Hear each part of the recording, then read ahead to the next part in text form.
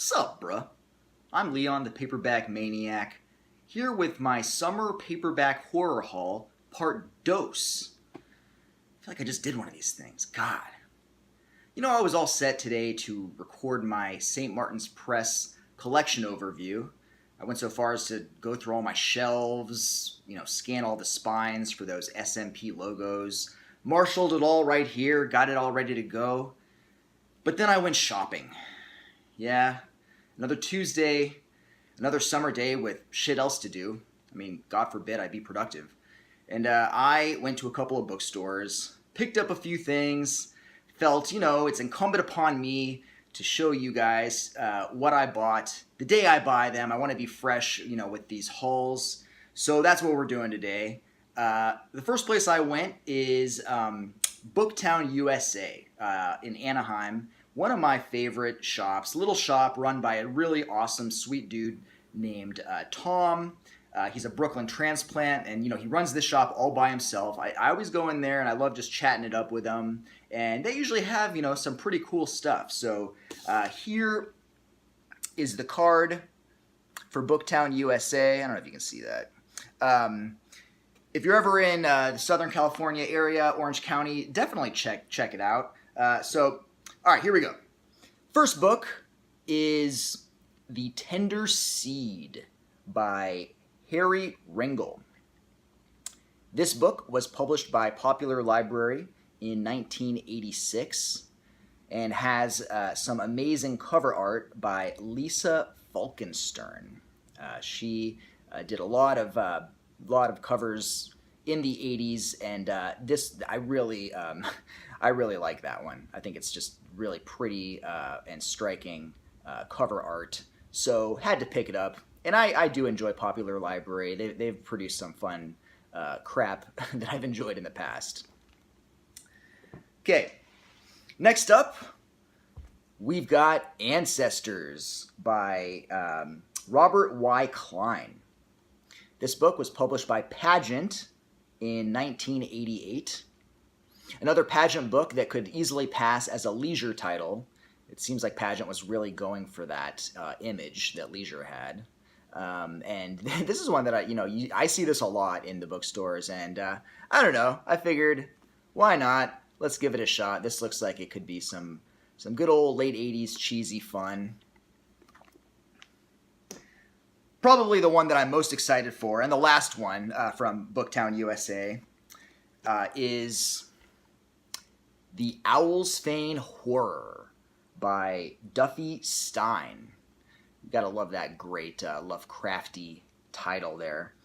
This one was published by Dell in 1981, and really cool cover art. And of course, we have the die-cut image that opens up to that, which is super cool. Whoosh. Yeah, I had to pick that up when I saw it. Looks great. Looks really great. So, small little pickup from Booktown USA. It's a small place. Then I went to Bookman in Orange, which is moving this summer, and consequently has a 30% off sale this week. So a little 411, although who knows when you're watching this, if anyone's in the area.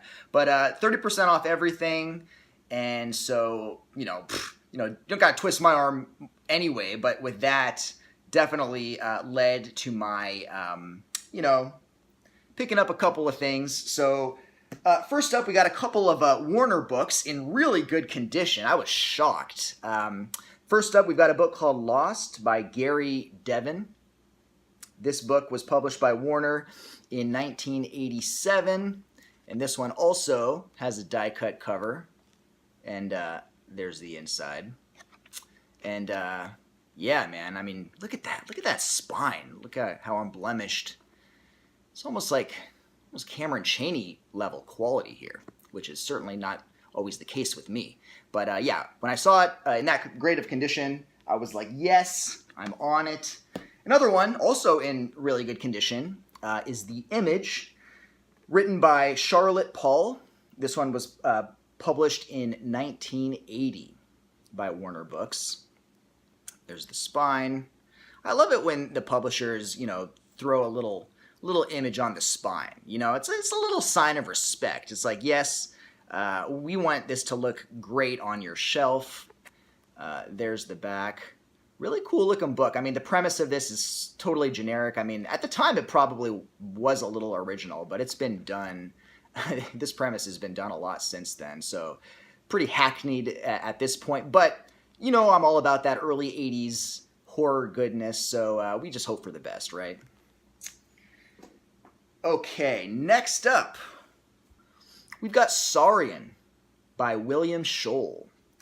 This book was published by BMI, which is basically Leisure. BMI, I believe, was they just did Leisure reprints. This one, it didn't have a year at all inside, but I believe it was published in 1988, if I'm not mistaken. I have almost all now William Scholl books. There are a couple that I'm missing. One of my kind of wish list books is his. He's got a St. Martin's Press edition of The Pact, which goes for like hundreds and hundreds of dollars. Don't have that one, but other than that, I might have almost all of them. So, yeah, definitely looking forward to getting into some William Scholl. Okay, I was pretty excited when I came across this one. This is The Totem by David Morrell. This was published by Fawcett Crest in 1980. There's been many editions of this, but I'm partial to this one. I really like that a lot. And this looks like a fun book. And this, David Morrell, obviously the author of First Blood. He's written in different genres, but this is one of his straight ahead horror novels. And I hear from horror aficionados that it's a great one. So I'm sure I'm going to be digging that. Yeah, that's The Totem. Okay, here's another example of a book that I had never heard about. Those are the ones that I live for to find in shops. This one looks really cool. It's The Warranting Factor by Jean DeWeese. And this was published by Playboy Paperbacks in 1980.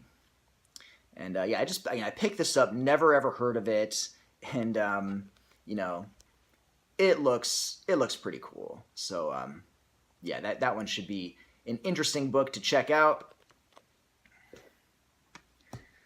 Okay, next we've got Shadow of the Beast by Gerald DePigo.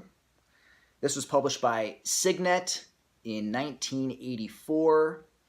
And look at the all the stuff going on right there. It's really cool. We got shades of, Deliverance, which I am a big fan of. So yeah, this one should be fun, a little adventure horror possibly. Okay, next up, I'm not sure why I got this. This is Piper by Brett Rutherford and John Robertson. I don't need to tell you who published this one. Of course, it is patently clear. This was Zebra in their skeleton phase, published in 1987. And a pretty underwhelming cover, if I may say so. I know that there are people who love the skeleton era Zebra paperbacks, but I have to admit I'm not one of them. I find these just really generic and uninspired and dull.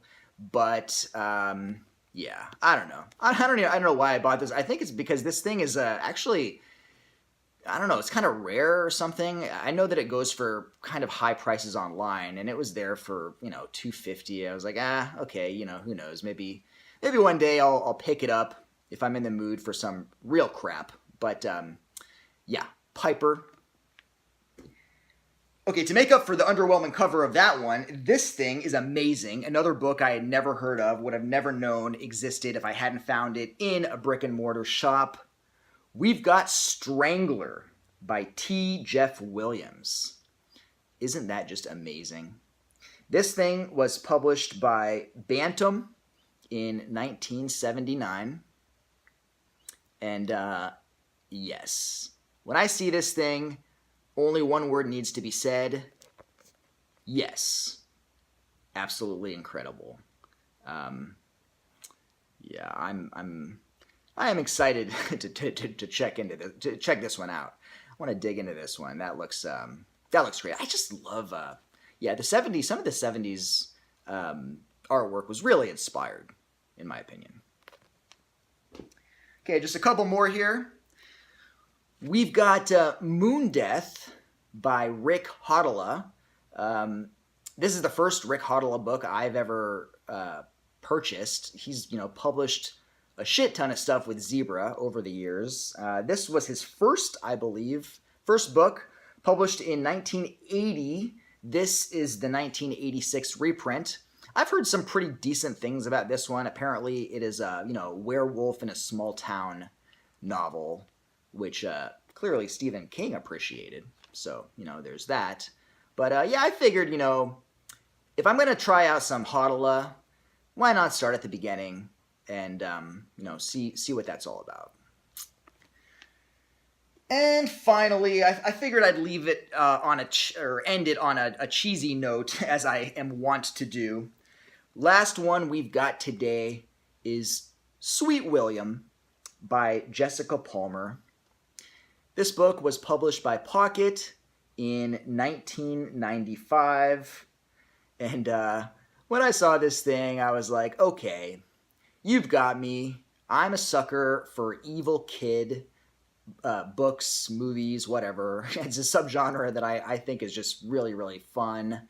And that cover did attract me. You see there, he's got there's a mouse and a piece of string. Is he planning on hanging that mouse? What an evil child. My God. Yeah, this one should be interesting. So, Sweet William, to round it out. That's it, guys. That's my haul for the day. Summer haul part dos. Hope you enjoyed seeing those books. I will be back shortly with the St. Martin's Press overview. Maybe I'll record that this weekend. I also do want to do my next sort of discussion video. So I'm planning on doing that as well. I might do that. We'll see. Maybe next week. Hopefully the video quality will be a little better.